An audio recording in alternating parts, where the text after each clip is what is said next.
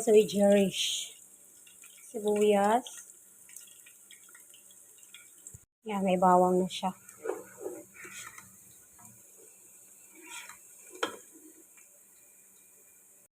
Yan, malagay ko na yung Jerish.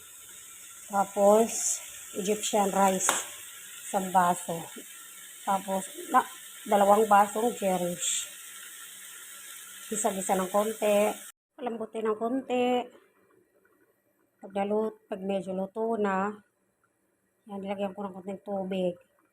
Palambutin ko muna sila.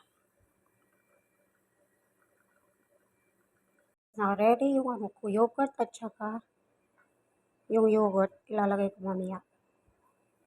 Ang aking Jerish.